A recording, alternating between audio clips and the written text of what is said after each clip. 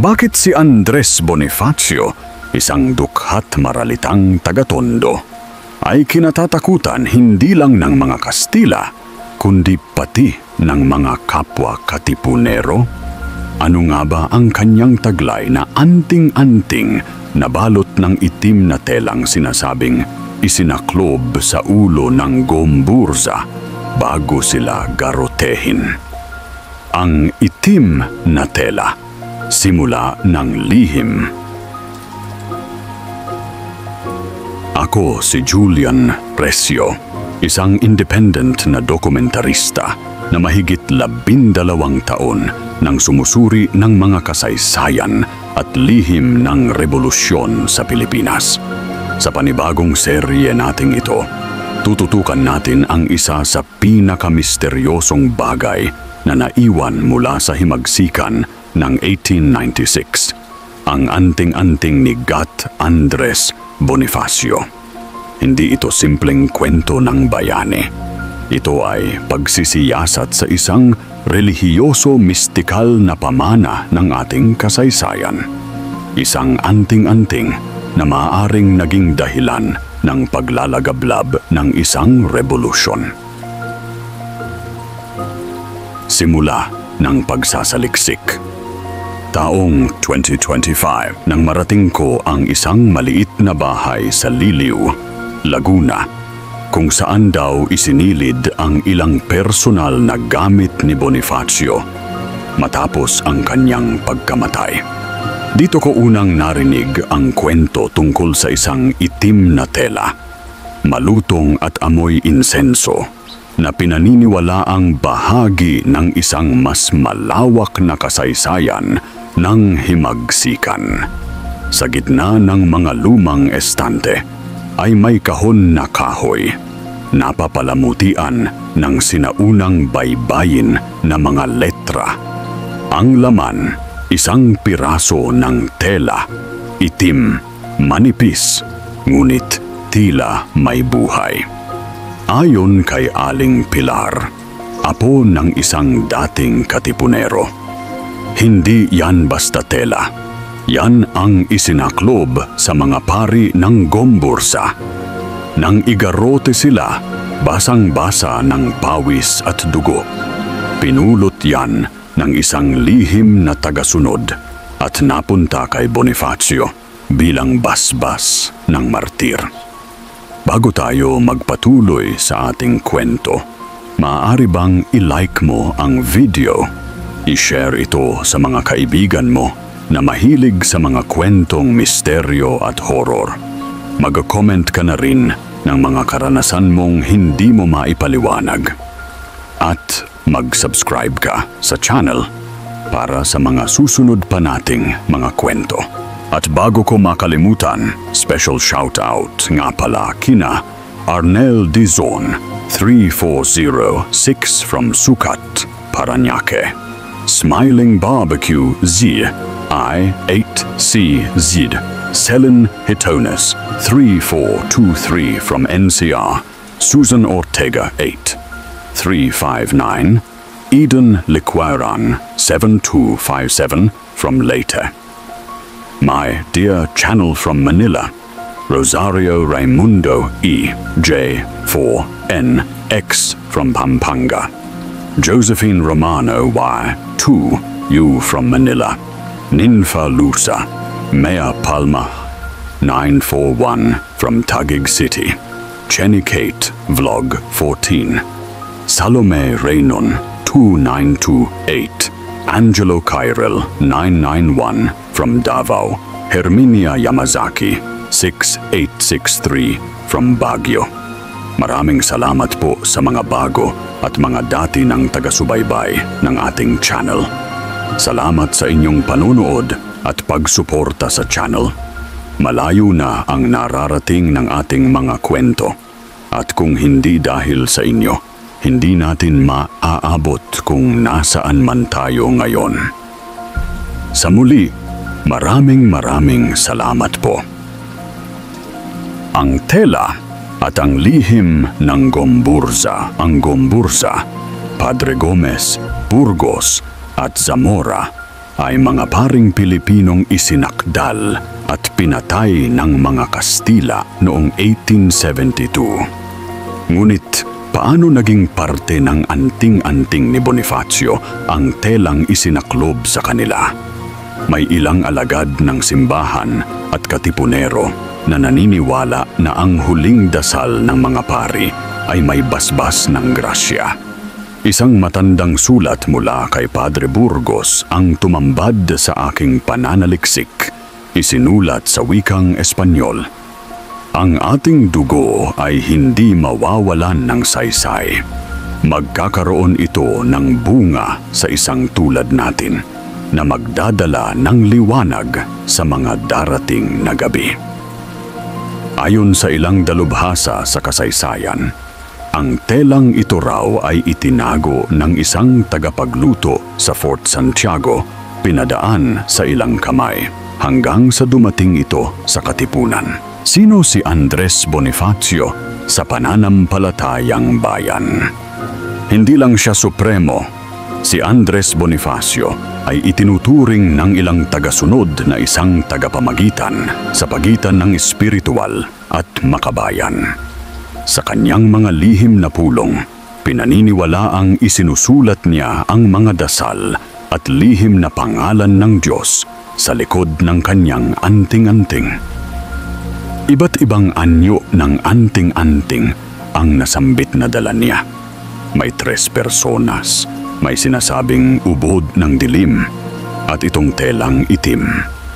Kapag siya ay nasa labanan, parang hindi tinatablan ng bala, sabi ni Don Ignacio, historian ng Katipunan.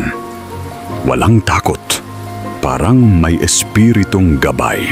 Mula telang itim hanggang kalasag ng dugo, pinaniniwalaan na ang tela ay hindi basta simbolo. Ito ay ginamit ni Bonifacio sa kanyang ritual tuwing may pasumpaan sa katipunan. Isinasabit ito sa isang krus na walang ulo at dito raw idinadaan ang mga panata. Sinasabing lumuluhod ang mga bagong kasapi habang dinudugo ang kanilang bisig, at ang tela ang siyang sinasahugan ng dugong iyon bilang simbolo ng pagsuko ng sarili sa himagsikan.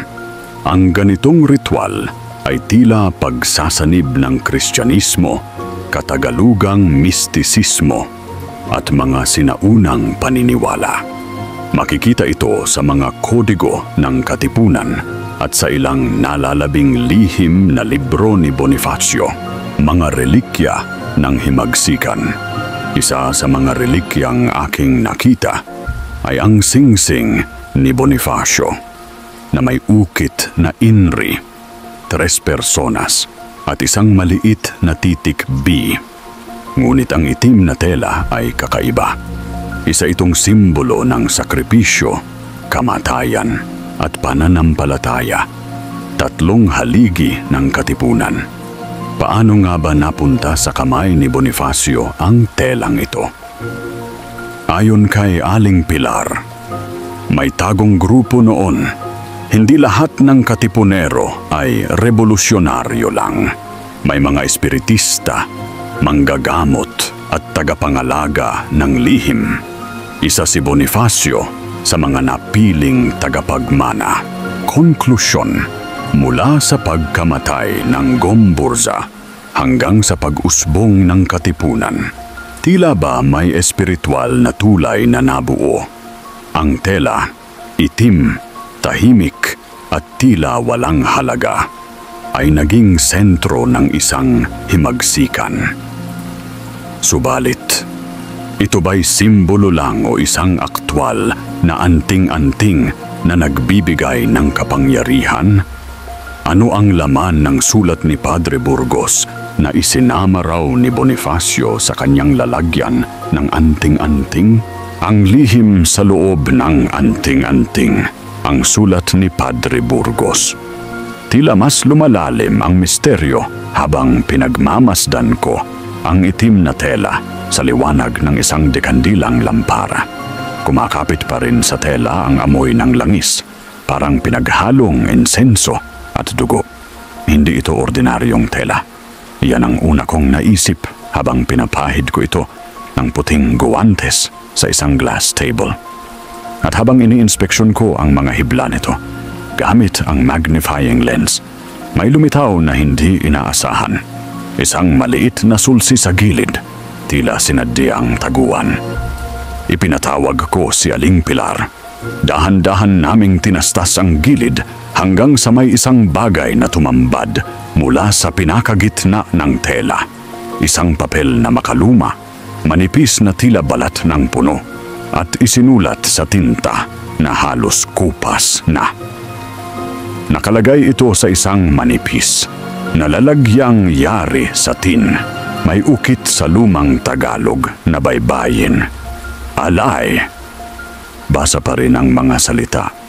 Walang pamagat, pero ang lagda sa dulo ay malinaw. Joa Burgos. Ang sulat: Pahayag ng huling panata. Narito ang bahagi ng isinaling nilalaman ng sulat ni Padre Jose Burgos. Sa sinumang makakabasa nito, ang dugo ng banal ay hindi umaagos ng walang dahilan. Sa aming pagkakabitay, aming iniaalay ang huling hininga sa bayang itinatangis ng kalayaan. Ang telang ito, saksi ng aming kamatayan, ay basbas sa sinumang tunay na anak ng lupaing ito. Itaglay ito ng may malinis na hangarin at maging sandata hindi ng katawan kundi ng loob. Nang matapos kong basahin, tahimik kami ni Aling Pilar. Parabang biglang bumigat ang paligid. Hindi lamang ito liham, isa itong sagradong panata, isang huling hiling mula sa martir ng pananampalataya at bayan. Napagtanto ko sa sandaling iyon, ang anting-anting ni Bonifacio ay hindi lamang gamit pang proteksyon. Isa itong kontrata, isang espiritual na pamana ng mga nauna sa kanya. Mula Gomburza patungong Supremo. Sa mga susunod na araw, bumalik ako sa mga aklatan ng Intramuros at PUP Archives upang hanapin ang posibleng koneksyon ng telatsulat sa mga ritual ni Bonifacio. Sa isang lumang tala ni Emilio Jacinto, may nabanggit na telang itinabi sa loob ng sisidlan ni Andres na di dapat buksan ng may puso ng taksil. Ang tela, ayon sa tala, ay inilalabas tuwing panunumpa ng mga bagong miyembro ng kataas-taasan, kagalang-galangang katipunan ng mga anak ng bayan, tandikos kay KKK. Nakasaad pa, ang sinumang sumira sa panata habang ang tela'y naroroon ay susumpain ng lakas ng Gomburza. May mga kwento na ang tela raw ay dinidilaan ng apoy tuwing sasapit ang 17 ng Pebrero, ang araw ng kamatayan ng Gomburza. Kung totoo ang ganitong ritual, nangangahulugan lamang na kinikilala ni Bonifacio ang kamatayan ng 3 pare bilang paunang pagsisindi sa apoy ng rebolusyon. Ang tela bilang pangkabuhayang kalasag. Ang anting-anting ay sentral sa pananampalatayang bayan. Noong panahon ng mga katipunero, hindi sapat ang armas o bilang upang manalo sa digmaan. Ang lakas ng loob at tiwala sa makalupa at makalangit ang tunay na puhunan. Sa paniniwala ng marami, ang tela ni Bonifacio ay may 4 na gampanin. Tagasalo ng panata. Ginagamit sa ritual ng pasumpaan. Pangontra sa bala, isinasabit sa dibdib ng Supremo sa mga labanan. Daluyan ng gabay ng Gomburza. Pinaniniwalaang dito umaagos ang espiritual na lakas ng 3 martir. Pagkakakilanlan ng tunay na katipunero. Ang mga may basbas ng tela ay kinikilalang tagapagmana ng rebolusyon. Hindi katakataka na kapag nahuli ang isang katipunero, hinahanap agad ng mga Kastila ang mga ganitong bagay. Sinasabing May mga katipunero ang pinahirapan ng husto para lang sabihin kung saan tinatago ang tela ni Bonifacio. Mga testimonya ng himagsikan. Sa isang panayam ko kay Mang Francisco, ang apo ni Kapitaan Pepe, isa sa mga dating kasama ni Bonifacio, may ikinuwento siyang pamana mula sa kanyang lolo. Sabi ng lolo ko, minsang natamaan si Andres sa balikat, pero hindi man lang dumugo. Parang may pumigil sa bala. Sa loob daw ng kanyang suot, may tela. Nakalagay sa bulsa ng dibdib. Hindi raw iyon ordinaryo. May amoy pa nga raw na parang insenso at langis ng simbahan. Ang ganitong mga kwento ay madalas balewalain sa akademya. Ngunit sa mga barangay sa Rizal, Cavite at Laguna, ito'y bahagi ng kultura, isang buhay na alamat. Sa puso ng mga revolusyonaryo, ang anting-anting ay hindi pamahiin kundi katotohanan. Ang espiritual na ugnayan ng dugo. Ang tela na may sulat ni Padre Burgos ay hindi lamang sinagisag ng kamatayan, kundi ng pagbibigay ng lakas sa mga pananaliksik ng mga antropolohista tulad ni Dr. Artemio de Guzman. Ang tela ay masasabing daluyan ng kapangyarihang nailipat o transmitted power artifact sa terminolohiyang agham panlipunan. Isinalarawan niya ito bilang kanal ng enerhiya mula sa isang pinaslang na katawan papunta sa susunod na tagapagmana. Ayon sa kanya, ang mga ganitong relikya ay matatagpuan din sa mga revolusyon sa Haiti, Brazil at Timog Aprika. Ang sulat ni Burgos ay tila naging kontrata ng revolusyonaryong pamana. At si Bonifacio ang unang tumanggap. Ang simula ng isa pang kwento. Sa pagtatapos ng araw, muli kong isinilid ang sulat at tela sa isang secured archival box. Ang hawak ko ngayon ay hindi lamang relikya, kundi isang bahagi ng kasaysayan na sumisigaw pa rin kahit makalipas ang mahigit isang siglo. Ang sulat ni Padre Burgos ay nagsilbing lihim na boses sa puso ni Bonifacio. At marahil, ito rin ang bumuo sa kanya bilang ama ng revolusyon. Pero sa kabila ng lahat ng ito, may isang tanong na hindi pa rin nawawala. Paano napunta kay Bonifacio ang tela? Sino ang nag-ingat nito bago ito umabot sa kanyang kamay? At ano ang nangyari rito matapos siyang mamatay? Ang tagapangalaga ng tela. Ang babaeng walang pangalan. Ang gabi ay malamig at tahimik sa paanan ng bundok Banahaw. Sa liwanag ng buwan, makikita mo ang usok ng mga insensong umaakyat mula sa isang lumang bahay na kahoy na nakatayo sa gilid ng bangin.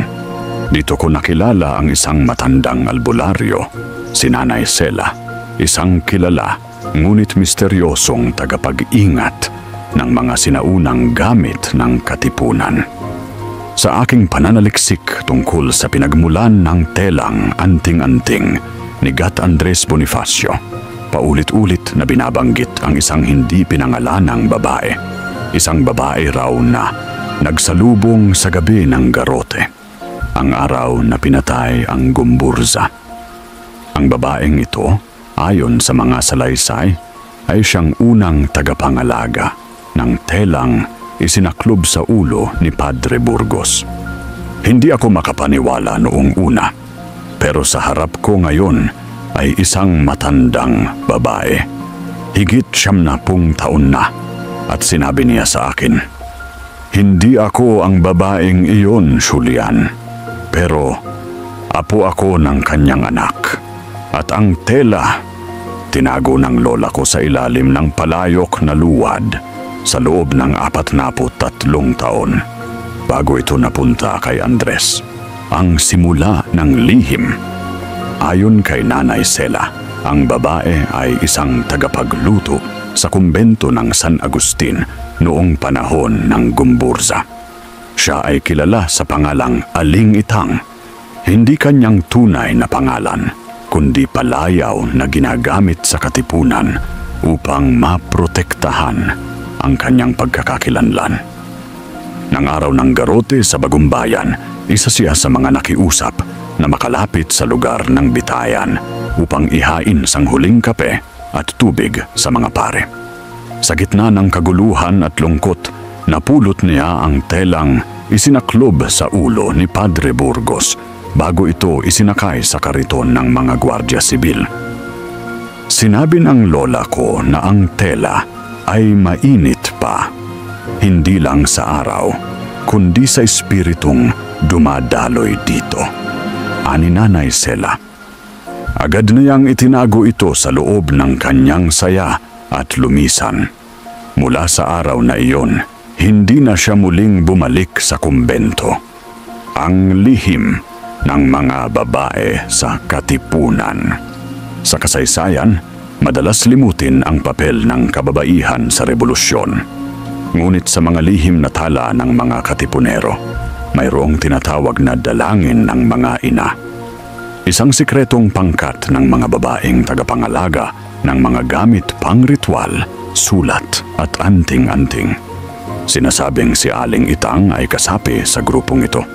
Ang kanilang tungkulin, itago at pangalagaan ang mga bagay na pinaniniwalaang may espiritual na halaga para sa kilusan. Hindi sila lumalaban sa digmaan gamit ang armas, ang kanilang sandata, pananampalataya, karunungan at sikretong kaalaman. Ang tela ng Gumburza ay iningatan ni Aling Itang sa loob ng halos 4 na dekada. Ipinasa ito sa kanyang anak at sa anak ng anak niya hanggang sa maipasa kay Andres Bonifacio noong unang bahagi ng 1946 sa pamamagitan ng isang sagradong pagpupulong sa Stanon Cruz, Maynila. Ang pagpasa ng tela kay Bonifacio. Ayon sa sinaysay ni Nanay Sela, ang pagpupulong ay hindi basta tipanan, kundi isang ritual. May 3 babae, 3 lalaki. Lahat ay may hawak na kandila. Si Andres ay lumuhod, ipinahid sa kanyang noo ang telang itim at binigkas ang isang panata na hindi na muling naulit ng iba. Kwento ni Nanay Sela. Sa gitna ng ritual, binigkas umano ni Bonifacio ang mga katagang. Ako'y alagad ng mga dugo ng martir. Buhay ko'y itutudla para sa lakas ng bayan. Mula sa gabing iyon, itinuring si Bonifacio bilang isa sa mga anak ng tela. Isang espiritual na tagapagmana ng Gumburza. Hindi lamang sa adhikain, kundi sa dalang bisa. Ang tela bilang patunay ng legitimong pamumuno. Isa sa mga kontrobersyal na bahagi ng kasaysayan ay ang pagdududa ng ilan sa pagiging tunay na lider ni Bonifacio, lalo na ng mga taga-Cavite. Ngunit ayon sa ilang tala mula sa mga taga-suporta ni Emilio Jacinto, ang anting-anting na tela ay ginamit bilang patunay na si Bonifacio ay may banal na pahintulot mula sa mga martir. Sa lihim na pagpupulong sa Balintawak, iniabot ni Bonifacio ang tela kay Emilio Aguinaldo. Tumanggi raw itong hawakan ito. Animoy natatakot. Sinasabing sa sandaling iyon, nagsimulang lumalim ang hidwaan ng 2 kampo. Hindi mo tinatanggap ang basbas, kaya't ang liwanag ay hindi sa iyo bababa. Isang bahagi raw ng pahayag ni Bonifacio noon, ayon sa testimonya ni Teodoro Plata. Ang babaeng tagapangalaga ngayoy kalimot. Habang nakikinig ako kay Nanay Sela, hindi ko maiwasang humanga sa katahimikan ng kababaihang naging haligi ng himagsikan. Sa bawat lalaki na may sandata, may babaeng may taglay na lihim. Walang monumento si Aling Itang. Walang kalsadang ipinangalan sa kanya.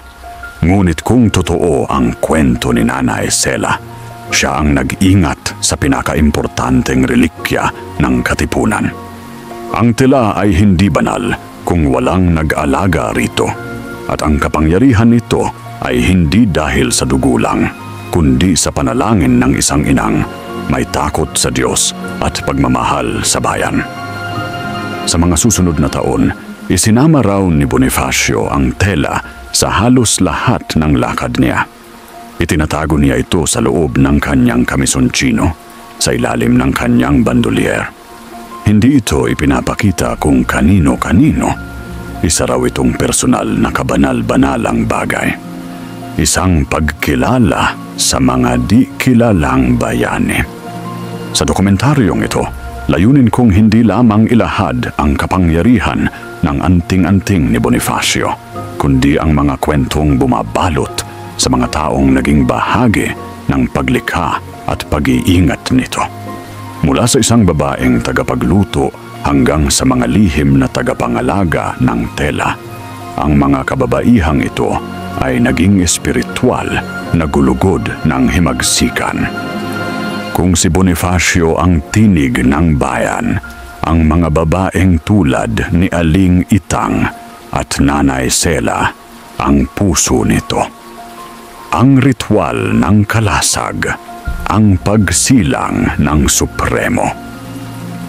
Dito natin tatalakayin kung paanong ginamit ni Bonifacio ang anting-anting sa kanyang personal na ritual bago sumabak sa digmaan, at ang mga mistikong simbolismo na isinulat niya sa mga dahon ng aklat ng katipunan. Gabi sa Maynila, Hunyo 1896. Sa isang lihim na silid sa ilalim ng isang imprenta sa Calle Elcano. Tahimik ang paligid habang unti-unting nababalutan ng usok ng kamanyang ang loob. Isang grupo ng mga kalalakihan at kababaihan, nakaitim na saya at kamisa de chino, ang nakapaligid sa bilog na altar. Sa gitna, nakalagay sa ibabaw ng isang mesang kahoy ang itim na tela. Malinis, tuwid at nakapatong sa isang krus na walang ulo. Sa gabing iyon, isisilang hindi lamang ang supremo ng katipunan, kundi ang kanyang espiritual na pananggalang. Ang ritual ng kalasag. Ayon sa mga salin sa bibig at tala ng mga kasapi ng katipunan, bago pa man ideklara ang ganap na himagsikan, isinailalim si Andres Bonifacio sa isang ritual na kilala bilang kalasag ng kadakilaan. Isang sinaunang seremonya na pinagsasama ang pananampalataya, kultura at mistisismo ng Katagalugan. Ang tela ng gumburza ay inilalatag sa gitna ng ritual. Sa ibabaw nito, inilalagay ang mga anting-anting ng mga nakatatandang kasapi. Krus na may araw, agimat na may 3 personas solo Diyos, at mga piraso ng papel na may sulat sa baybayin ng mga sagradong pangalan. Ang kalahok, sa pagkakataong ito si Bonifacio, ay maghuhubad ng kanyang pangitaas na damit, luluhod sa tela, at bibigkasin ang panatang isinulat niya mismo. Sa anino ng mga martir, sa alab ng kanilang pagbitay, iniaalay ko ang aking dugo at laman upang maging lakas ng bayan. Walang bala, walang kasinungalingan ang maaaring sumira sa layunin ng aking puso. Isang hiwa ang gagawin sa kanyang palad. Ang dugo ay papatak sa gitna ng tela. Ito raw ang magsisilbing selyo ng katapatan at pagkakakilanlan ng kanyang espiritual na ugnayan sa mga martir. Ang papel ng tela sa personal na pananampalataya. Hindi lingid sa kaalaman ng marami na si Bonifacio ay may malalim na pananalig. Bagamat hindi siya formal na edukado sa seminaryo o simbahan, kilala siya sa kanyang depormal, ngunit matibay na pananampalataya. Isang pananalig na pinaghahalo ang katolikong aral, sinaunang paniniwala ng Katagalugan at mistisismong revolusyonaryo. Ayon sa ilang testimonya ng mga kasapi ng katipunan, tulad ni Pio Valenzuela, at Teodoro Plata, si Bonifacio ay may daladalang mga papel na may mga sumusunod na inskripsyon. Mahal na inang bayan, iligtas mo ako sa dilim ng mga dayuhan. La justicia del cielo es más alta que el trono de la corona. Mga simbolo ng araw, krus, kampilan, at baybayin na Bakabaya. Ang mga ito raw ay inilalagay ni Bonifacio sa ilalim ng kanyang unan tuwing gabi. At ang itim na tela, ito ang kanyang talukbong sa tuwing magdarasal. Sa gabi bago ang sigaw ng pugad lawin, nakita raw siyang lumuhod sa ilalim ng puno ng balete. Isinaklob niya ang tela sa kanyang ulo at nanalangin ng tahimik. Matapos ang ilang minuto, bumangon siya at sinabing, "Handa na ako. Di ako nag-iisa." Ayon sa isang tala ni Gregoria de Jesus, ang tela bilang pananggalang sa digmaan.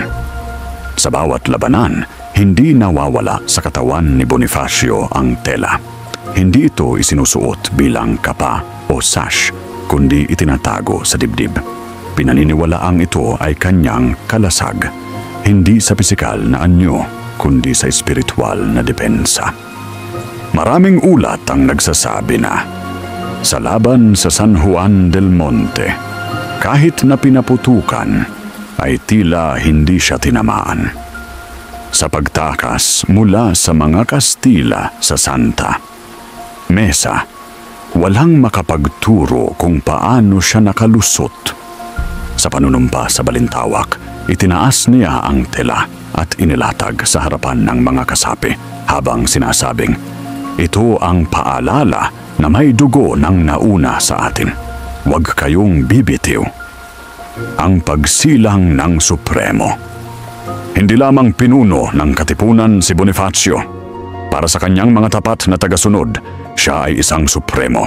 Hindi lang sa pamumuno, kundi sa lakas espiritual. At bahagi ng lakas na iyon ay ang kanyang ugnayan sa mga martir, partikular na sa Gumburza, na pinaniniwala ang sumapi sa kanyang adhikain. Ayon kay Dr. Leoncio Santico, isang mananaliksik ng Katipunan.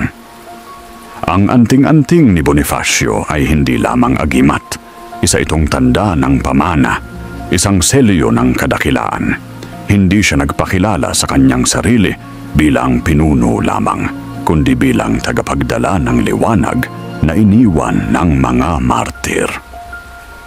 Sa gitna ng kaguluhan ng revolusyon, itinatag ni Bonifacio ang isang bagong bansa, ang Haring Bayang Katagalugan.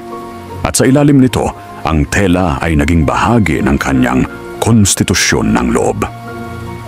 Ang tela sa pagtitipon ng mga kapatid. Ang tela ay hindi lamang personal kay Bonifacio. Ginagamit din ito tuwing may pagpupulong o panunumpa sa mga bagong miyembro ng Katipunan. Isinasabit ito sa itaas ng altar ng pulong, kalapit ng bandila, espada, at aklat ng Katipunan.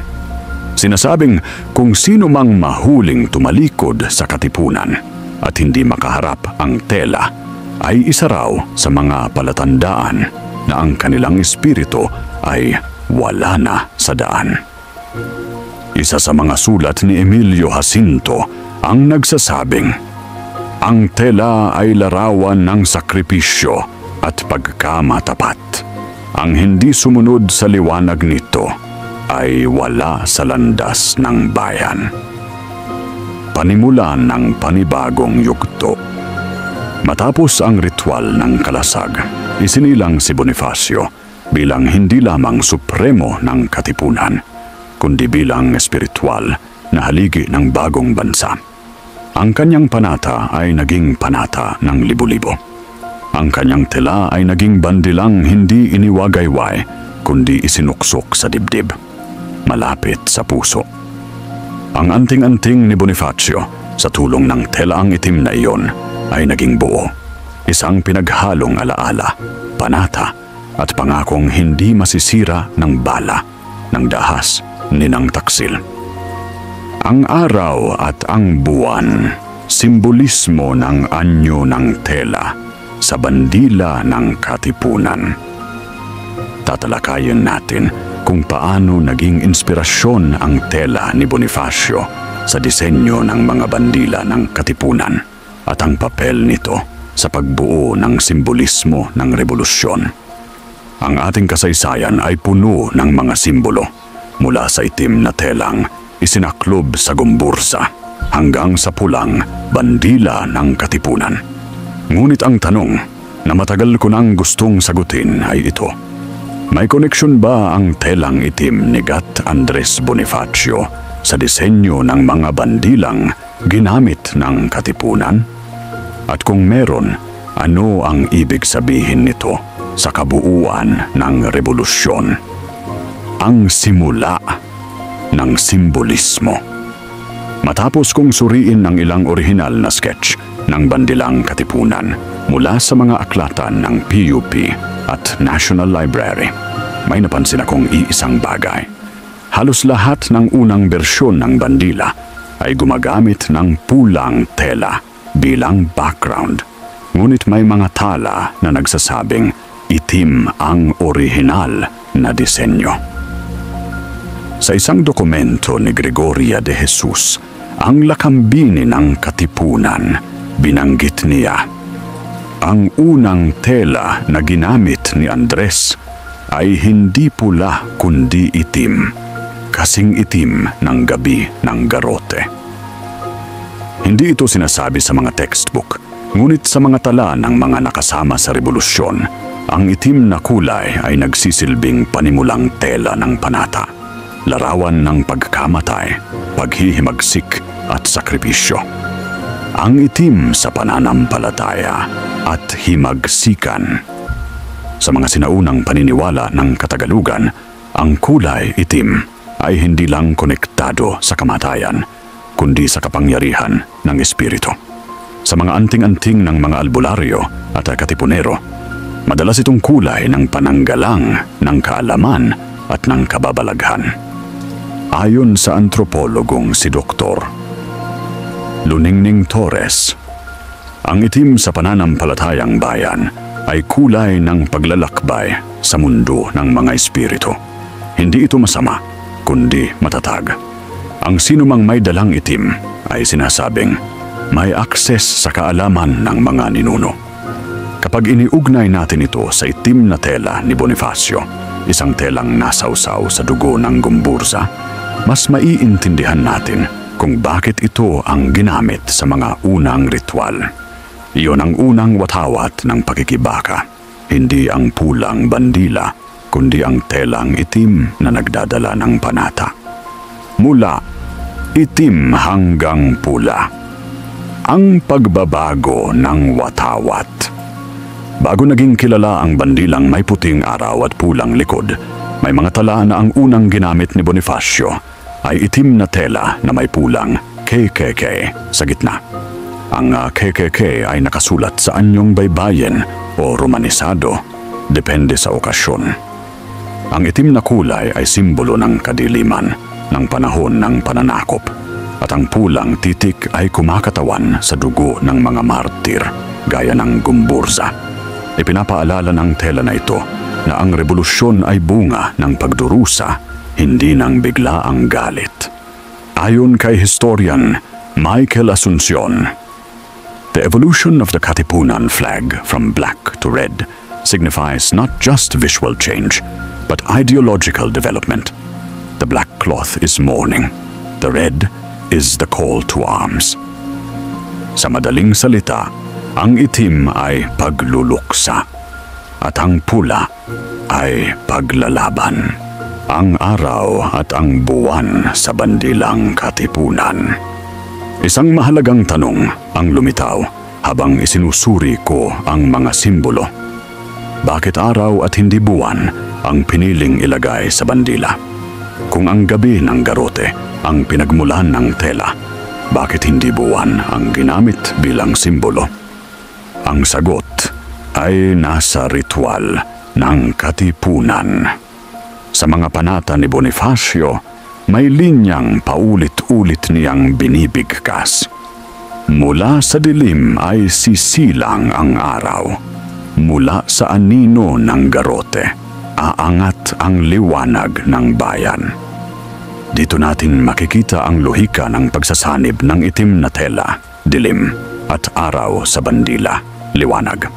Ang araw ay simbolo ng panibagong umaga, habang ang tela ay paalala ng pinanggalingang sakripisyo. Ito ay siklo, kamalayan mula sa kamatayan, pagbangon mula sa pagkabigo. Ang misteryong buwan ng Gumburza. Ngunit sa ilang disenyo ng lihim na bandila ng mga piling katipunero, may mga disenyo ring natagpuan na may buwan na kalahati, kadalasang itim o puti, at tinatawag na selyo ng gabi ng tatlong pare. Ayon kay Aling Pilar, ang apo ni Kapitan Pepe, may bandilang hindi ipinapakita sa labanan. Ito'y sinusuot tuwing gabi ng panata. May buwan sa gitna, palibot ng bituin, at sa ilalim may sulat na, ipinanganak sa gabi ng hustisya, hindi ng hari. Kung ganito, ang buwan ay posibleng simbolo ng mga piniling anak ng gabi, gaya ni Bonifacio. At ang araw, bilang simbolo ng pampublikong revolusyon, ay para sa masa. Samantalang ang buwan, para sa mga lihim na kasapi, ang mga pinasa ng krus ng panata sa dilim. Ang bandilang may itim na gilid. Sa isang lihim na koleksyon sa isang pamilya sa Cavite, ipinakita sa akin ang isang bandila ng katipunan na may itim na gilid. Ito ay halos kaparehos ng pulang bandila ni Bonifacio, ngunit may itim na borda sa paligid. Ito raw ay ginamit sa huling panata ni Bonifacio bago siya lumaban sa Maragondon, kwento ng apo ni General Santiago Alvarez. Ang itim ay simbolo ng kanyang huling gabi bilang supremo. Walang kasiguraduhan sa pinagmulan ng bandilang ito, ngunit malinaw na sa isip ng mga kasapi ng katipunan, ang itim ay hindi kailanman nawala sa diwa ng kanilang pakikibaka. Simbolismo bilang sandata. Ang itim na tela, ang araw at buwan, ang krus at mga titik, lahat ng ito ay bahagi ng espiritual at psikolohikal na armas ng mga katipunero. Hindi sapat ang itak at baril. Ang tunay na lakas ay nasa diwa, at ang diwa ay binubuo ng mga simbolo. Para kay Bonifacio, ang kanyang itim na tela ay paalala sa kanya ng sakripisyo. Ang araw sa bandila ay paalala sa bayan ng liwanag, at ang buwan sa mga lihim na watawat ay paalala sa mga anak ng dilim, na sila ang unang sumindi ng apoy ng revolusyon. Pagtatapos ng bahagi, sa lahat ng revolusyon sa mundo, bihira ang may malalim na ugnayan sa mistika tulad ng katipunan. Sa simpleng tela ng damit ng isang pinatay na pari, sumibol ang espiritual na watawat ng isang supremo. Mula sa dilim, isinilang ang liwanag, at sa puso ng araw na iyon, nariyan pa rin ang anino ng gabi, ang tela ni Bonifacio. Ang guhit sa dugo, pagsusulat ni Bonifacio sa anting-anting. Sa susunod na bahagi, tatalakayin natin ang mga aktwal na sulat ni Bonifacio sa mga piraso ng anting-anting na natagpuan sa kanyang mga gamit. Totoo bang isinulat niya ito gamit ang sariling dugo? Sa panibagong pagdalaw ko sa Liliw, Laguna, pinasilip sa akin ni Aling Pilar ang isang kahong pinaglumaan na ng panahon. May halong kaba at paggalang akong tumingin sa laman. Mga piraso ng papel, ilang maliliit na balat ng hayop, at manipis na tabla na tila galing sa kahoy ng balete. Ngunit hindi ang anyo ng mga bagay ang nakakugulat, kundi ang paraan ng pagkakasulat. Walang tinta, walang lapis, walang uling. Sa ilalim ng ilaw ng UV lamp, unti-unting lumitaw ang malabong kulay na pula. Tila lumang dugo na natuyo na sa tagal ng panahon. Iyan ang dugo ni Andres Bonifacio, anang matanda. Isinulat niya yan habang nasa ilalim ng panata. Hindi ito sulat pangaklat. Ito ay sulat pangkaluluwa. Ang sulat na galing sa sariling dugo. Ang pagsulat gamit ang sariling dugo ay hindi bagong konsepto sa mga lihim na kilusan. Sa katipunan pa lang, isa na ito sa unang seremonya ng bawat kasapi. Ang pagsumpa gamit ang dugong sinugatan mula sa bisig. Ngunit ang kay Bonifacio ay lampas pa ron. Ayon sa kwento ni Nanay Sela mula sa Part 3, may natatanging ritual si Bonifacio kung saan isinulat niya mismo ang mga pangalan ng 3 martir, Gomez, Burgos at Zamora, sa loob ng kanyang anting-anting, gamit ang sarili niyang dugo. Narito ang isa sa mga nasalin kong bahagi mula sa balat ng hayop. Gomburza, sa ngalan ninyo, ako'y humihiram ng lakas, pag-iisip at gabay. Dugo ko'y alay sa apoy ng inyong anino. Ang sulat ay may halong Espanyol, Tagalog at mga lumang baybayin na hirap basahin. Ngunit isang pattern ang malinaw. Bawat sulat ay may kasamang guhit ng krus, bituin at mata, mga simbolo ng paninindigan, ilaw at pagbabantay. Ang anyo ng anting-anting ni Bonifacio. Batay sa mga narecover na materyales, ang anting-anting ni Bonifacio ay hindi lang isa.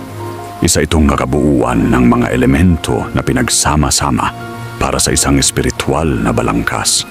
Itim na tela, ginagamit sa panata, isinusuot sa dibdib o isinasabit sa altar.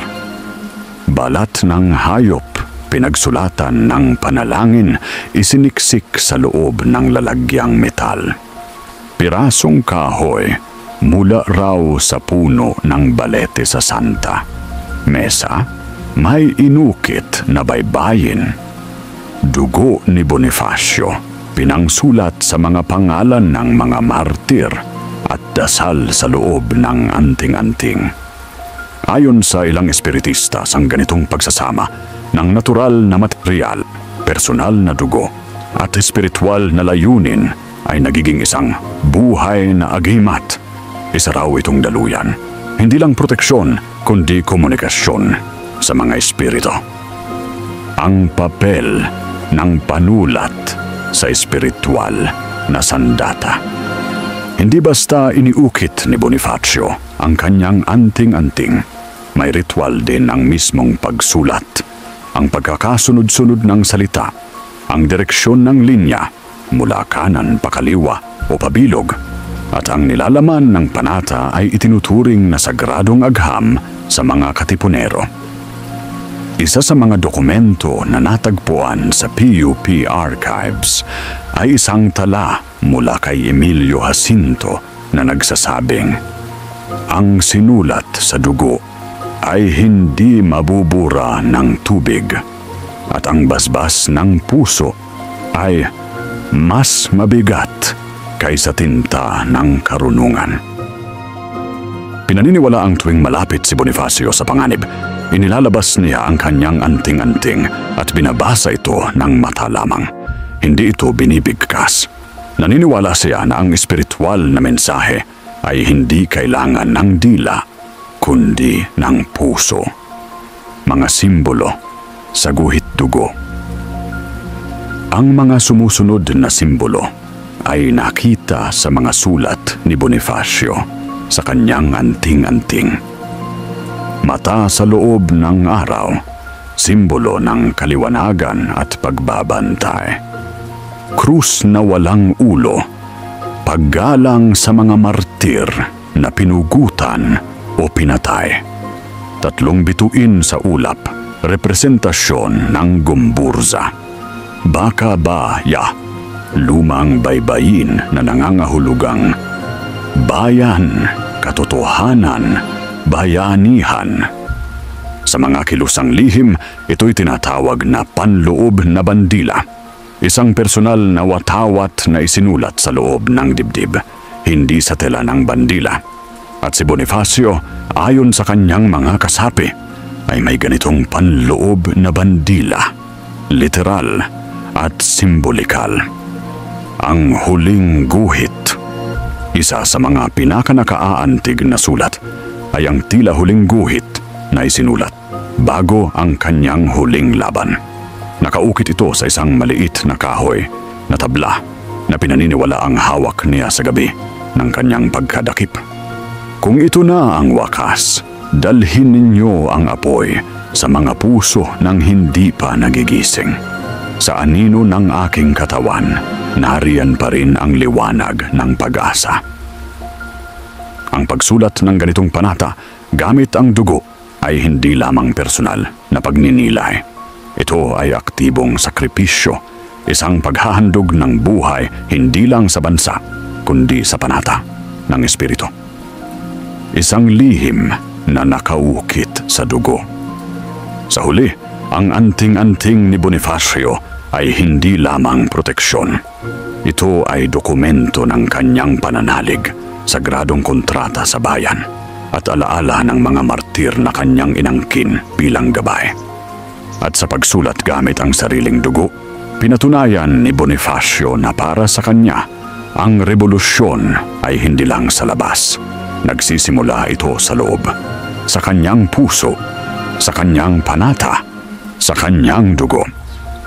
Ang pagkawala ng tela, pagtataksil at pagtatago. Sa susunod na bahagi, aalamin natin kung paano nawala ang tela matapos dakpin at barilin si Bonifacio. Sino ang huling humawak dito? Naitago ba ito o isinuko sa kalaban? Maragondon, Cavite, Mayo 10, 1897. Sa isang masukal na gulod sa bundok ng Nagpatong, isang lalaki ang nakaluhod, duguan ang labi, bugbog ang katawan, ngunit buo ang diwa. Si Andres Bonifacio, ang supremo ng katipunan, ay hindi na pinuno, kundi isang bilanggo ng sarili niyang revolusyon. Katabi niya ang kapatid na si Procopio, kapwa duguan, parehong itinali. At sa dibdib ni Andres, ayon sa isang lumang testamento, ay mahigpit na nakasuksok ang itim na tela, ang kanyang anting-anting. Ngunit nang matapos ang putok ng baril, nang bumagsak ang kanyang katawan sa lupa, isang tanong ang nabuhay at nanatiling hindi ganap na nasagot. Nasaan ang tela? Ang huling gabi ni Bonifacio. Ayon sa ilang tala ni na Doktor Pio Valenzuela at Gregoria de Jesus, huli nilang nakita si Bonifacio sa isang kampo sa Limbon, Indang, Cavite. Sariwa pa raw ang kanyang sugat mula sa pagtataksil ng mga tauhan ni Aguinaldo.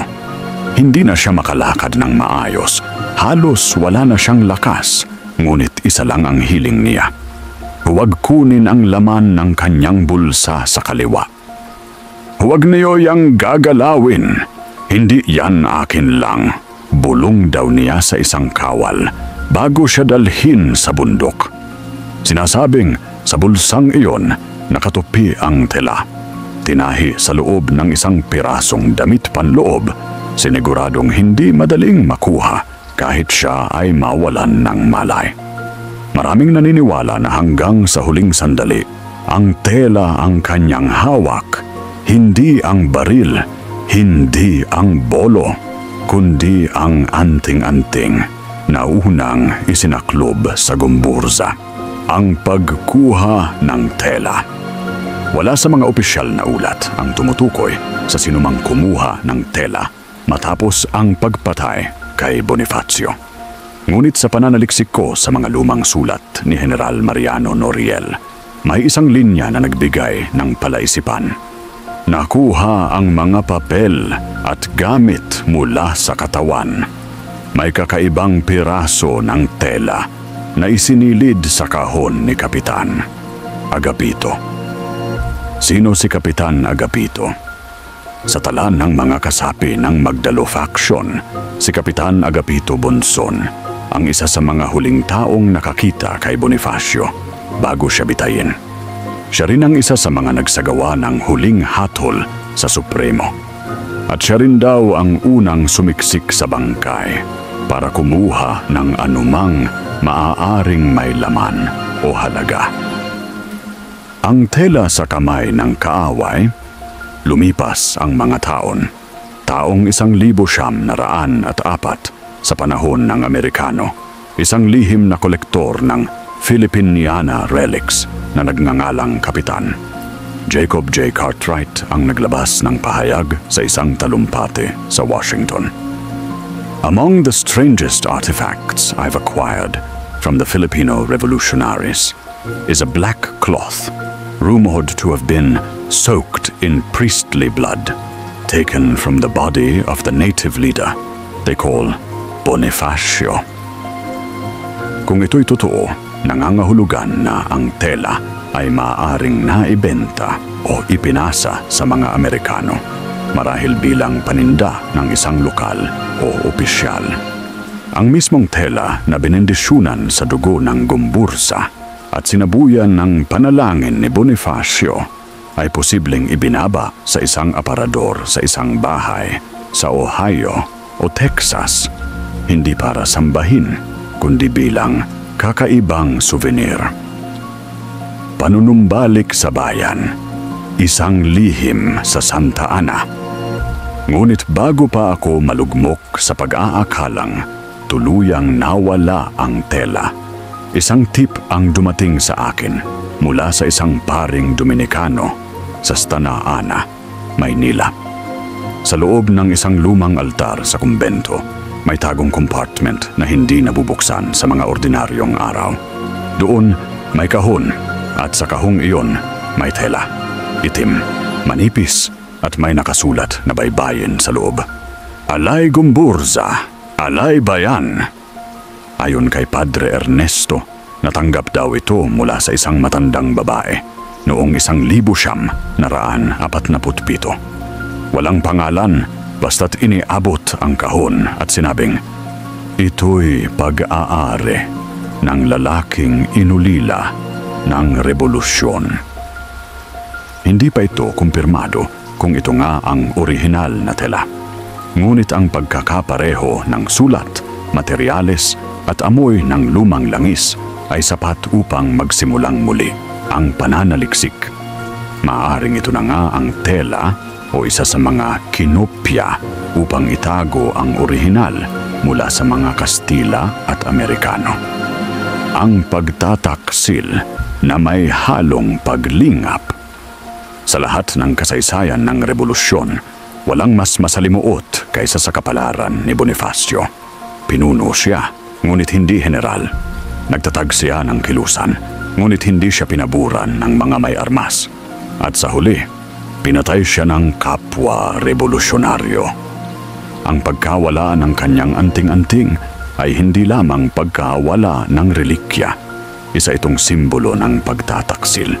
Ngunit marahil ito rin ay tanda ng pagliligtas.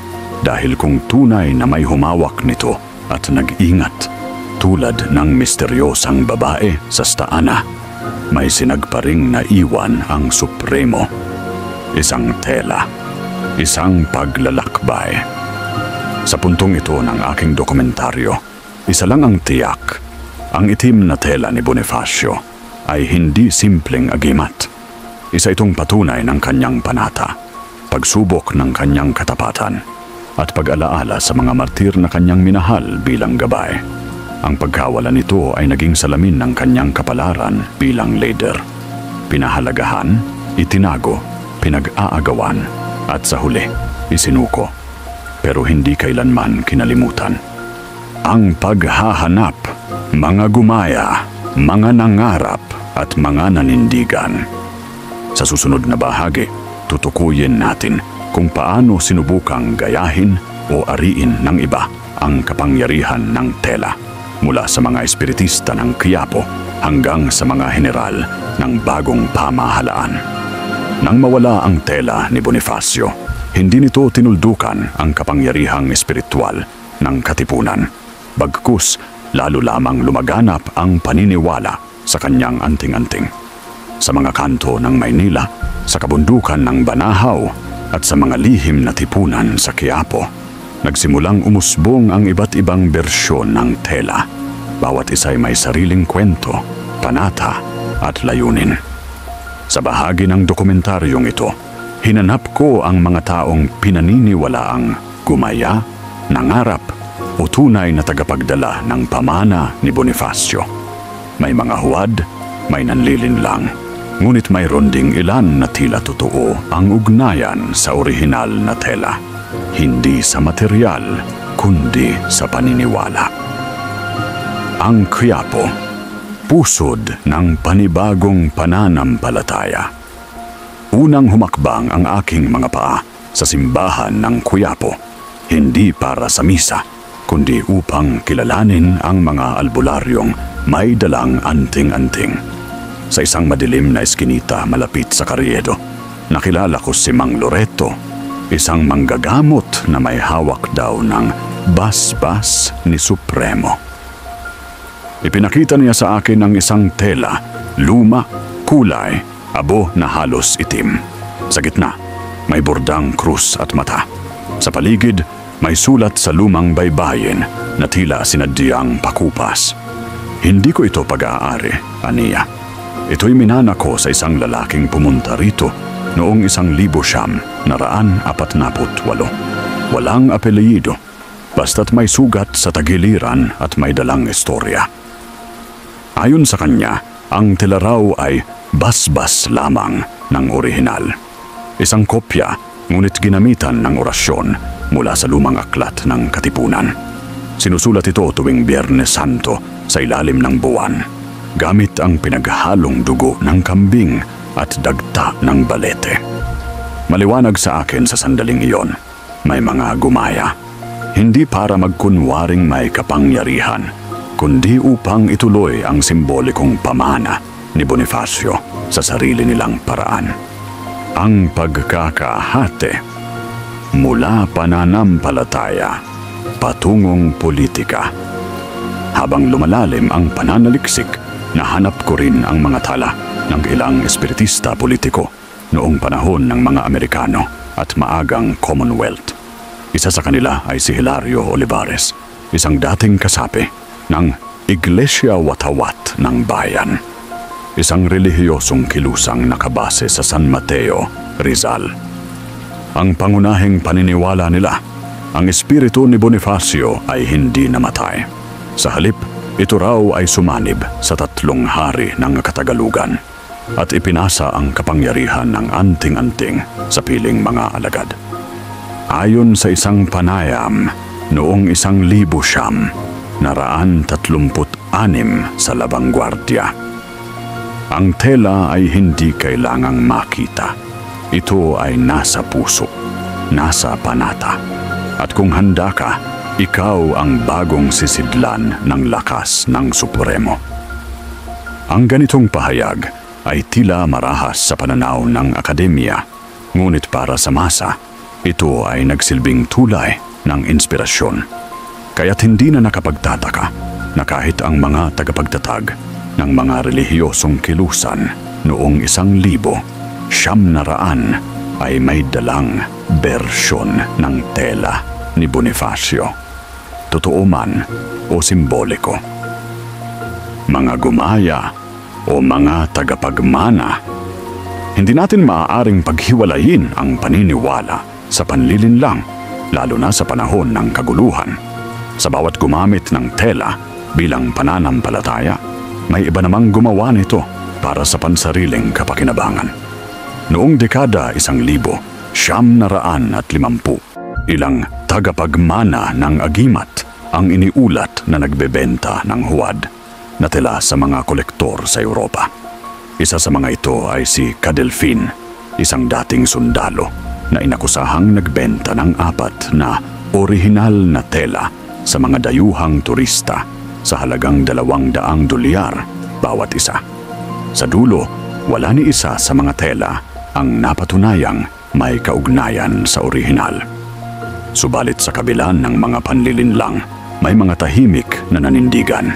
Sa Banahaw, may isang samahan ng matatandang babae, kilala sa pangalang mga Lakambini ng Gabi, na patuloy na nananalangin tuwing Pebrero 17, araw ng garote ng Gumburza, habang inilalatag ang itim na tela na minana pa raw sa panahon ng kanilang mga ninuno. Hindi kailangan ng kamera para maramdaman ang presensya ni Andres, sabi ni Lola Felisa, ang pinakamatanda sa kanila. Basta tahimik kang lumuhod, maririnig mo rin ang panata niya. Bakit patuloy ang paghahanap?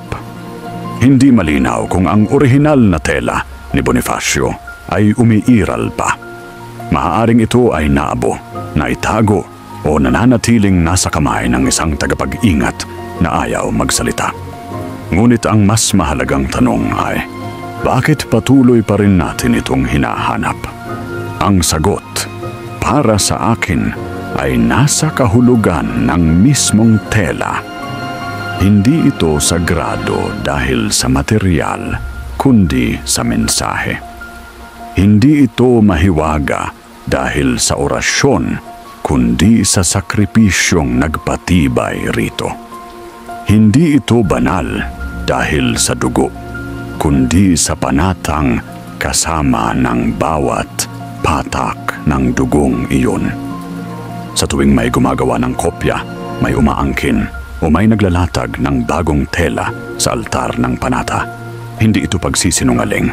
Ito ay isang anyo ng pag-alaala, paniniwala at pagpapatuloy ng revolusyonaryong diwa. Tela bilang alamat, tela bilang buhay. Sa mga panayam ko sa iba't ibang sulok ng bansa, mula Maynila hanggang Laguna, mula Cavite hanggang Tayabas, iisa ang mensaheng nakuha ko. Ang tela ay buhay pa. Hindi sa isang tao, hindi sa isang bagay, kundi sa ating diwa bilang Pilipino. Ang mga gumaya, totoo man o hindi, ay lumalaban pa rin sa uri ng amnesia na unti-unting kumakain sa ating kasaysayan. At kung ang huwad man ay nagtuturo ng tunay na alaala, marahil ay may saysay pa rin ang kanilang pag-iral. Ang muling pagsikat ng tela, himagsikang panloob ng makabagong panahon. Sa susunod, pag-uusapan natin kung paano ginagamit sa makabagong panahon ang simbolismo ng tela ni Bonifacio sa sining, relihiyon at aktivismo. Buhay pa ba ang panata ng Supremo sa panahong digital? Sa makabagong panahon ng teknolohiya, Wi-Fi at social media, maaaring isipin ng ilan na wala ng puwang ang mga anting-anting tela ng mga martir o mistikong paniniwala ng katipunan. Ngunit sa bawat kilos protesta, mural sa lansangan, spoken word performance, at tahimik na dasal sa gabi ng Biyernes Santo, may bumabalik isang aninong hindi matibag ng panahon, ang alaala ng itim na tela. Ang anting-anting ni Bonifacio na minsang nakatago sa kanyang dibdib at isinulat sa sariling dugo ay tila muling nabubuhay, hindi sa pisikal na anyo, kundi sa diwang nananahan sa puso ng mga makabagong anak ng bayan. Ang tela sa sining, mural, teatro at pelikula. Unang senyales ng pagbabalik ng tela ay sa larangan ng sining. Sa mga mural ng Art Bayan PH, isang progresibong grupo ng mga street artists sa Metro Manila, paulit-ulit na lumilitaw ang imahe ng isang supremo na may nakasukbit na itim na tela sa balikat o kaya'y nakaikot sa kanyang noo parang bandana ng mandirigma. Sa panayam ko kay kritiko, isa sa mga tagapagtatag ng grupo, hindi namin kinokopya si Bonifacio. Kinukuha lang namin ang esensya, ang laban, ang panata at ang katahimikan ng sakripisyo. Yung itim na tela, yan ang simbolo ng tahimik pero radikal na paninindigan. Ganito rin ang naging pananaw ng ilang direktor ng teatro. sa isang produksyon ng tanghalang Pilipino noong 2023. Isang orihinal na dula na pinamagatang Tela, Panata ng Kadiliman ang itinanghal, kung saan ang anting-anting ni Bonifacio ang nagsilbing sentral na simbolo ng personal at pambansang pakikibaka. Ang tela sa dula ay hindi lang agimat. Ito ang naging salamin ng konsensyang Pilipino. Punit, madungis, ngunit buhay. Aktivismo at ritual, buhay na panata. Taong 2022, sa gitna ng protesta sa harap ng isang foreign embassy sa Maynila, nakita ko ang isang grupo ng kabataan na may dalang itim na bandilang walang sagisag, walang bituin, walang araw, walang teksto. Tinanong ko ang isa sa kanila kung ano ang ibig sabihin nito. Ito ang tela ni Bonifacio, pero kami na ang panibagong tinta. Ang dugo namin ang isusulat dito, kung kinakailangan.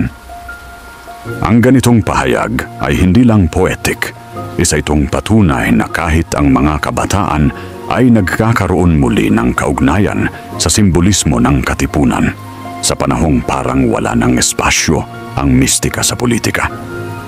Sa Quiapo, may ilang espiritistang nagsasagawa pa rin ng panatang kadiliman tuwing Pebrero 17 at Agosto 29, dalawang petsang mahalaga sa kasaysayan ng Gumbursa at Katipunan. Isinasabit nila ang kopya ng itim na tela sa gitna ng altar at binabasa ang orasyon ni Bonifacio habang humahawak sa simbolikong agimat ng puso. Isang piraso ng papel na isinulat sa sariling laway, gaya ng orihinal na ritual. Ayon kay Aling Norma, espiritista sa Cavite, hindi mo kailangan ang tunay na tela, basta't alam mo ang panata, dalangin at sakripisyo, ikaw na ang sisidlan ng agimat. Ang tela sa digital world. Hindi rin naiwan ang simbolismo ng tela sa online spaces. Sa Twitter, Facebook at TikTok, nag-viral noong 2024 ang isang spoken word poetry na pinamagatang Punit na Tela, Buo ang Panata, na isinulat ng kabataang Makata mula Tondo. Sa loob ng 2 linggo, umani ito ng mahigit 3.4 milyong views. Ang isang linya nito ay tumatak sa maraming nanonood. Hindi ako supremo, pero bit-bit ko ang itim na tela ng nanay kong minsang ginahasa ng sistema. Ang mga ganitong pahayag ay patunay na ang tela bilang archetype ng paglaban at dangal ay hindi lamang relic ng nakaraan, kundi instrumento ng personal na pagbangon sa kasalukuyan. Mula revolusyonaryong espiritu tungo sa panibagong gamit. Isa sa mga pinakakapansin-pansin ay ang epekto ng tela sa kultura ng pagpupursigi.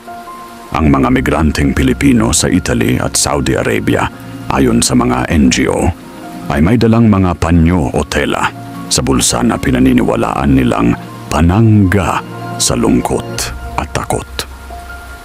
Kahit hindi ito eksaktong kopya ng anting-anting ni Bonifacio, dala nito ang parehong espiritu. Ang paniniwalang may piraso ka ng lakas ng isang bayani sa isang maliit at tahimik na paraan. Ang mga manggagawa, aktivista, guro at kahit mga artist ay gumagawa ng modernong anting-anting gamit ang tela ng lumang uniforme, panyo ng minamahal o basang bandilang pula. Ang mahalaga ay panata, hindi forma. Paninindigan sa panahon ng paglimot. Sa huling bahagi ng panayam ko kay Profesor Jaime Magpantay, isang kasaysayan at pilosopiya expert mula sa UP Diliman, sinabi niya, ang tunay na epekto ng tela ni Bonifacio ay hindi sa kung nasaan nito ngayon, kundi sa kung sino ang may tapang na ipagpatuloy ang panata nitong dalhin ang liwanag mula sa dilim. Sa panahong binubura ang kasaysayan, ang itim na tela ay alaala ng hindi mo kayang patahimikin.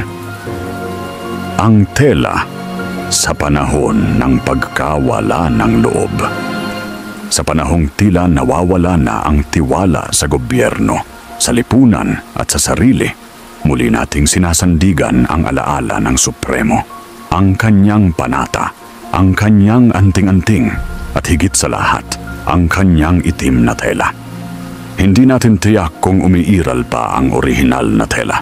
Ngunit sa bawat pagkakataong may lumalaban para sa tama, may humahawak sa dangal, may hindi sumusuko sa gitna ng kadiliman, nabubuhay ito. Hindi sa anyo, kundi sa diwa. Ang itim na tela sa panaginip, mga pangitain mula sa mga tagapagmana. Tatalakayin natin ang mga kwento ng mga taong na naginip o nakaranas ng mistikong koneksyon kay Bonifacio at sa kanyang tela. Mga panaginip na tila nagdadala ng mensahe ng Supremo sa kasalukuyang panahon. Kung sa unay tila alamat, ngayon ay tila nananaginip ang bayan. Habang sinusundan ko ang kasaysayan ng itim na tela ni Gat Andres Bonifacio, hindi ko inakalang mapapalapit ako sa mga kwento ng mga ordinaryong tao, manggagawa, estudyante, albularyo, madre, na nanaginip tungkol kay Bonifacio at sa kanyang itim na tela. May ilan sa kanila ang hindi man lang nag-aaral ng kasaysayan, ngunit iisa ang kanilang sinasabi. May tela siyang dala, may mensahe siyang binubulong, at may panata siyang ibinababa. Hindi ko agad tinanggap ang lahat ng kwentong ito bilang katotohanan, ngunit nang mamuo ang iisang pattern, napilitan akong itanong sa sarili, pwede bang ang diwa ni Bonifacio at ng kanyang tela ay dumadalaw pa rin sa mga may puso't dangal na handang makinig? Panaginip mula sa isang guro. Sa Lipa, Batangas, nakausap ko si Ginoong Rowena Mendez, isang 46 na anyos na guro sa araling panlipunan. Noong 2023, ilang linggo bago ang araw ng kalayaan, na naginip raw siya ng isang lalaking duguan ang baywang, nakasuot ng lumang kamisa de chino at may nakasukbit na itim na tela sa leeg. Sa kanyang panaginip, tinawag siya ng lalaki sa kanyang pangalan, sabay sabing, "Walang saysay ang pagtuturo ng kasaysayan kung hindi mo dinadala ang sugat nito." Pagkagising niya, tila nanlalamig ang kanyang likod. Lumingon siya sa mesa at naroon ang kanyang lumang panyo na sinasabing hindi niya ginamit ng 2 taon. Itim ito at nakatiklop sa hugis krus. Nagbago raw ang kanyang paraan ng pagtuturo mula noon. Hindi na lang siya nagtuturo ng petsa at pangalan, kundi ng panata. Ginagawa niyang proyekto ng mga estudyante ang paggawa ng personal na bandilang panata. Anumang bagay na maglalarawan sa sakripisyo nila para sa bayan. At sa tuwing siya'y nagtuturo tungkol kay Bonifacio, ibinubulong niya sa sarili, nandito siya, ang panaginip ng estudyante. Sa Zamboanga City, nakausap ko si Miguel, 19 na taong gulang, estudyante ng criminology. Hindi siya relihiyoso. Hindi rin raw siya mahilig sa kasaysayan. Ngunit isang gabi noong Nobyembre 2024, habang siya'y nagpapahinga bago ang midterm exam, na naginip siya ng isang eksena. Isang bundok, isang hukay, at isang lalaking naglalagay ng tela sa dibdib ng isang batang umiiyak. Naririnig ko lang yung salitang, "Huwag kang matakot, may panata kang dadalhin," kwento niya. Pagkagising niya, tinawag niya agad ang kanyang lola. Ayon sa kanyang lola, minsan na raw may katipunero sa pamilya nila na nawalang parang bula. Ipinagtaka rin niya ang panaginip sapagkat wala siyang alam tungkol sa itim na tela. Pero mula noon, nagsimula siyang magsuot ng itim na panyo sa kanyang bulsa tuwing exams, activities o paglalakad pa uwi. Hindi raw ito agimat, pero pakiramdam niya kasama niya ang lalaki sa panaginip. Panaginip ng manggagamot. Isa sa pinakamistikong karanasan ang naitala ko sa bulan, Sorsogon, sa piling ng isang matandang albularyo, Cabernabe, 78 anyos. Ayon sa kanya, noong dekada 90, habang nasa puon ng Panata sa ilalim ng punong balete, nakatulog siya at nanaginip ng lihim na pagpupulong. 3 pare, isang babae at isang lalaking may dalang itim na tela. Yung lalaki, si Bonifacio, hindi ako sigurado. Pero siya yun, tinuro niya ang tela. Sabi niya, ituro mo ito sa mga mawawalan ng loob. Pagkagising niya, gumawa siya ng isang espiritual na kasulatan. Tinawag niya itong kasulatan ng dilim at liwanag, na nilalaman ay mga dasal ng pagpapanibagong loob sa panahon ng kaguluhan. Hanggang ngayon, ipinapamana niya ito sa mga batang nais matuto hindi lang ng hilot o orasyon, kundi ng pananampalatayang galing sa pagdurusa. Pagtitipon ng mga nanaginip. Sa pagsasaliksik ko, natuklasan ko na hindi pala iilan ang may ganitong karanasan. Noong 2021, isang grupo ng mga artist at guro ang nagsama-sama para buuin ang tinatawag na panaginip ng tela, isang audiovisual exhibit kung saan ikinuwento ng mga kalahok ang kanilang mga panaginip kay Bonifacio. May panaginip kung saan isinabit ang tela sa harap ng palasyo. May panaginip kung saan ginamit ang tela para sakluban ang isang paslit na natamaan ng bala sa rale. May panaginip kung saan sinunog ang tela at mula sa aboy tumubo ang isang puno ng saging na may mga dahong may ukit na baybayin. Hindi ito sininglang, isa itong moderno at kolektibong ritual kung saan ang alaala ng anting-anting ni Bonifacio ay ipinagpapatuloy sa panaginip, imahinasyon at panata. Tela bilang pahiwatig. Ano ang ibig sabihin ng lahat ng ito? Marahil, gaya ng itinuro ng mga katipunero, ang panaginip ay hindi basta produkto ng isipan. Sa pananampalatayang bayan, ang panaginip ay daluyan ng babala, pahiwatig at tawag sa panibagong panata. Kung ang tela ay simbolo ng panata, marahil ang panaginip ay pagpapaalala na ang panata ay buhay pa, naghihintay lang ng muling pagtanggap. Panaginip bilang panawagan. Habang ini-edit ko ang mga interview na ito para sa dokumentaryo, hindi ko maiwasang matulala. Iisa ang sinasabi ng kanilang mga karanasan. Nananawagan pa rin ang Supremo. Hindi pa tapos ang revolusyon. Hindi pa tahimik ang kanyang panata. At kung ikaw ay nananaginip na rin o tila nakararamdam ng bigat na hindi mo maipaliwanag, baka ito ang mismong panawagan ng tela. Hindi ako tela. Ako'y paalala. Ako'y panata. Ako'y ikaw. Ang huling bantay, isang relikyang nanatili sa kadiliman.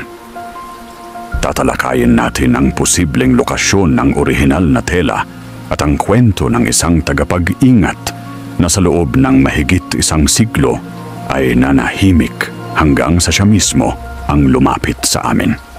Ilang buwan matapos ang huling panayam ko sa Sorsogon, Isang lihim na mensahe ang dumating sa email ko. Isang larawan ng itim na tela na nakalagay sa kahoy na sisidlan. Walang sulat, walang pangalan, tanging paksa lamang. Hindi lahat ng nawala ay wala na. Kung handa kang makinig, darating siya. Sumunod ang GPS coordinates. Dinirekta ako sa isang lumang bahay sa San Narciso, Quezon. Malapit sa paanan ng bundok, hindi kalayuan sa mga daang tinahak noon ng Katipunan. Dito ko nakilala si Lolo Vicente, 77 anyos, tahimik, nakaupo sa rattan na silya. Ang mga mata niya parang naglalaman ng mahigit 1 siglo ng pananahimik. At sa isang sandaling puno ng katahimikan, tinanong ko siya, "Kayo po ba ang huling bantay ng tela ni Bonifacio?" Hindi siya sumagot agad. Sa halip, inilabas niya ang isang lumang kahon mula sa ilalim ng altar. Pinunasan ito ng puting panyong parang mas bago pa kaysa sa kanya at dahan-dahang ibinukas. Nandoon, isang tela, kupas na ang itim, tila kulay abuhing ulan, ngunit buo pa rin. Sa isang sulok ay may maliliit na letra sa baybayin. Alay Gomburza, panata ng bayan, ang kasaysayan ng pagtatago. Ayon kay Lolo Vicente, hindi niya tunay na pag-aari ang tela. Ipinagkatiwala raw ito ng kanyang lolo na si Isagani Panganiban, isang dating katipunero na nagsilbing tagapagsalita sa mga lihim na pagpupulong sa Maragondon. Si Isagani raw ay isa sa mga kasamang nagpabaon sa bangkay ni Bonifacio at siya rin ang palihim na kumuha ng tela mula sa katawan ng Supremo. Itinali ni Andres sa loob ng kanyang panloob. Nang papatayin na siya, walang nakaalam kung anong suot niya sa ilalim. Akala nila wala ng agimat, pero alam ng lolo ko. At nung siya ang inutusan maglibing, kinuha niya ito sa isang iglap. Itinago ng kanyang lolo ang tela sa loob ng trangkahang sisidlan na may dasal ng 7 araw. Hindi raw ito pwedeng ipasa nang walang panata. Hindi rin ito maaaring ipakita kung walang boses ng bayan. Nang tanungin ko kung bakit ngayon lang niya ipinapakita ito, sumagot siya, "Kasi ang ingay ng kasaysayan ay hindi na marinig at baka kailangan na ulit ang panata." Ang kalagayan ng tela. Maingat kong sinuri ang tela gamit ang archival gloves. Isa itong piraso ng lumang lino, manipis, may mga bahagi ng butas, ngunit hindi pa naaagnas. May bahid ng mamula-mulang marka, marahil dugo o langis o kapwa. Sa pagsusuri ng isang textile conservator na sinamahan ko, malinaw ang mga katangian nito. Hand-woven fibers mula sa abaka o linong Katagalugan. Staining pattern consistent sa biological traces ng fluid. Posibleng dugo. 3 tupi na pahiwatig ng ritual na pagkakalapat, hindi simpleng tela ng kasuotan. At ang pinakakapansin-pansin, sa likod ng sulok ng tela ay may nakasulat sa pinong tinta, halos hindi mabasa. Kung mabuksan mo ito, huwag mo lamang tignan, damhin mo. Ang linyang ito ay tila panawagan, isang babala, o marahil isang tagubilin. Ang panatang pamana. Ayon kay Lolo Vicente, may kasamang panalangin ang tela. Isinulat ni Bonifacio sa isang balat ng puno na itinupi at isiniksik sa gilid ng kahon. Isa ito sa mga pinakatatangi kong natagpuan sa buong pananaliksik. Sa anino ng mga martir, ako'y isinisilang. Sa ilalim ng telang ito, ako'y naninindigan. At kung ako'y ibagsak, ang tela ay siya namang babangon. Hindi ito dasal sa Diyos sa langit, kundi panata sa bayan sa lupa. Isa itong kontrata, hindi para sa personal na kaligtasan, kundi para sa tuloy-tuloy na laban. Ang tela at ang panibagong siglo. Habang hawak ko ang tela, may tila bumigat sa loob ng silid. Hindi ito takot, hindi rin kaba. Isa itong pakiramdam na parang may nagbabantay. Hindi ko alam kung ako'y apektado lang ng damdamin o kung may presensya talaga. Sinabi ni Lolo Vicente, ang tela ay hindi naiwan para sambahin. Naiwan ito para paalalahanan. Sa gitna ng mga kwento ng panaginip, pagkopya, pagsamba at pagkalimot, ang mismong tela ay nanahimik sa isang sulok ng bansa. Hindi ito naging headline. Hindi ito isinabit sa museo. Nagtago ito sapagkat ang panata ay hindi kailangang ipagsigawan, kundi isa puso. Ang huling hiling. Bago ako umalis, hiniling ni Lolo Vicente ang isang bagay. Kung isusulat mo ito, huwag mo sabihing akin ang tela. Huwag mo rin sabihing totoo ang lahat. Basta't sabihing may tela at may panata. At kung handa na silang tumanggap muli, darating ito sa kanila. Hindi ko alam kung siya ang huling bantay. Pero sigurado akong siya ang huling nag-alaga sa pananahimik ng tela. Sa paglabas ko ng bahay, dinala ko ang imahe ng telang iyon sa isipan. Isang simpleng piraso ng tela, walang armas, walang hukbo. Pero sa katahimikang dala nito, may puwersang hindi kayang tabunan ng ingay ng kasaysayan. Ang tela ay ikaw, pagtatapos at panibagong panimula.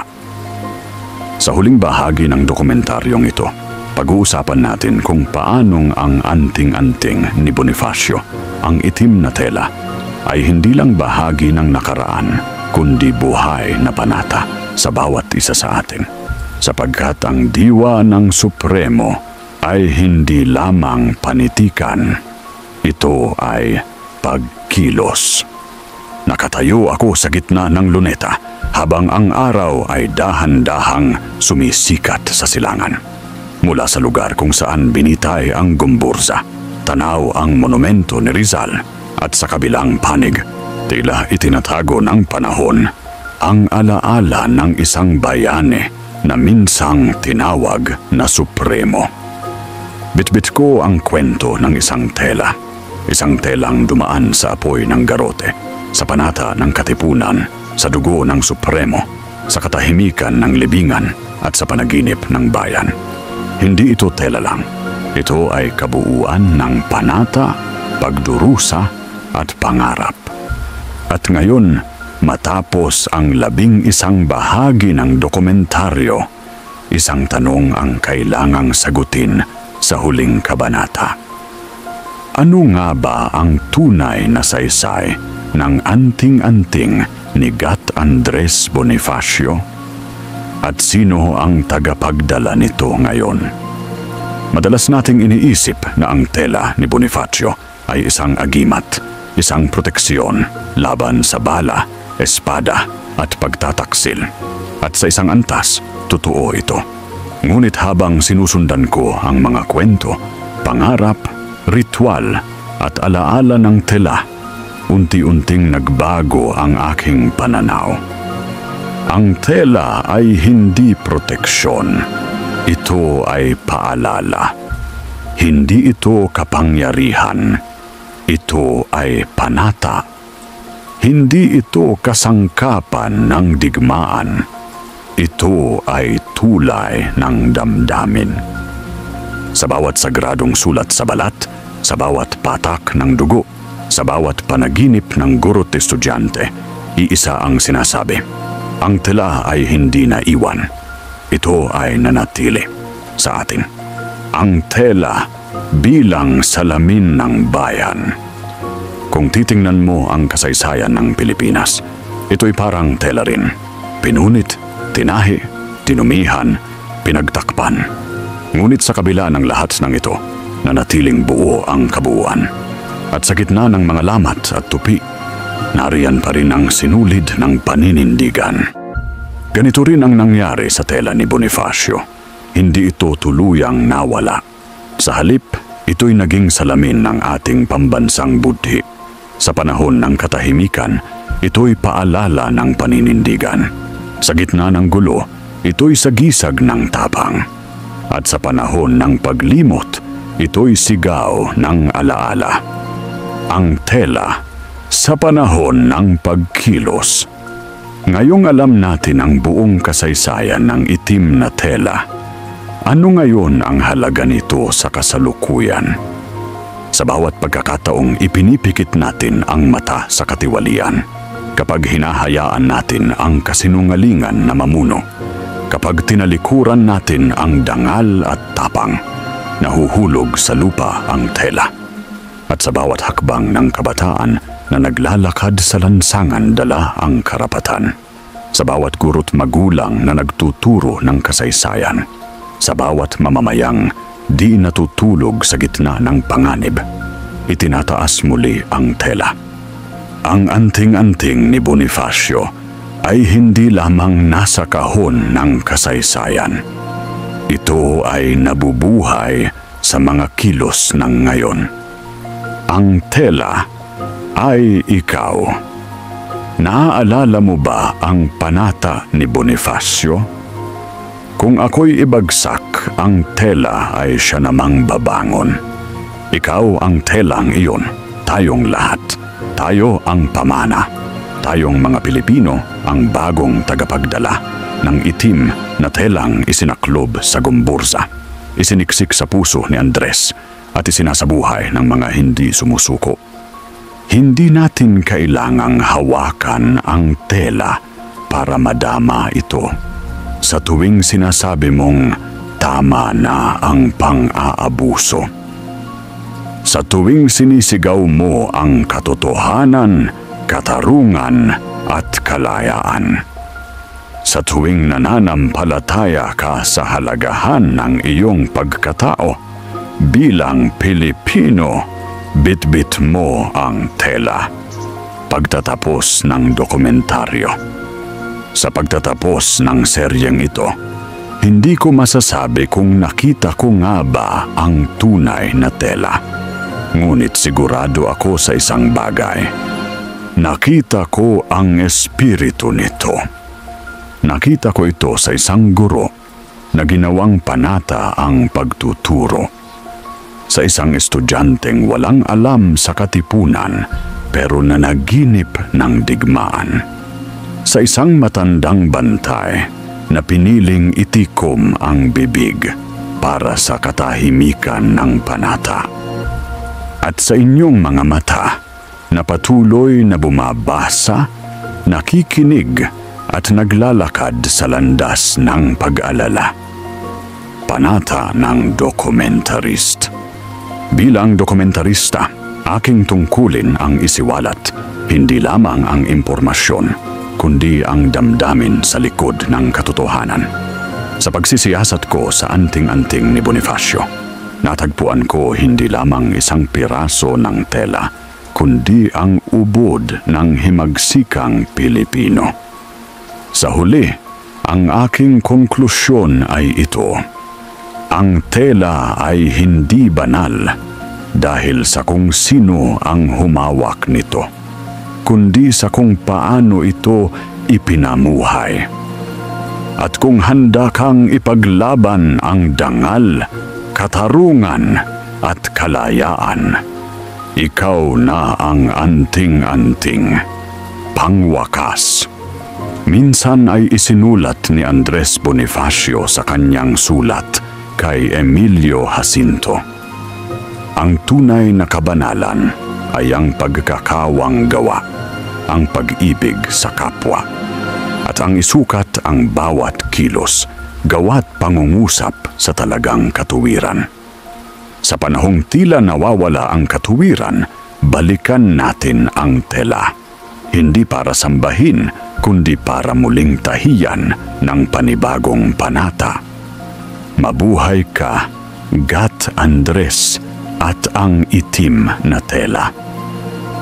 Mabuhay tayong mga tagapagdala ng alaala.